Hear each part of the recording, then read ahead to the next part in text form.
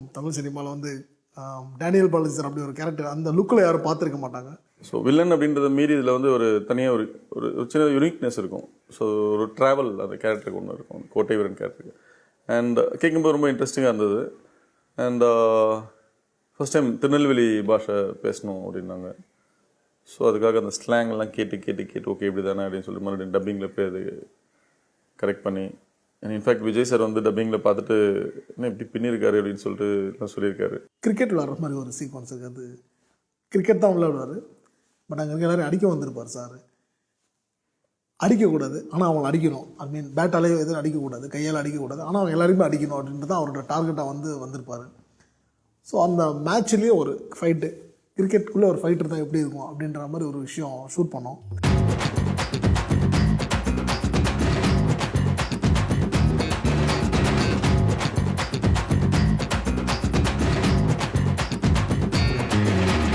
பேசிக்காக அந்த last climax fight அப்போது ஒரு 18 ஃப்ளோர் வரைக்கும் ஒரு பில்டிங்கில் ஷூட் பண்ணும்போது அது என்ன பண்ணோம், ஒரு 10th ஃப்ளோர் வரைக்கும் தான் அது எங்களுக்கு தேவைப்பட்டது.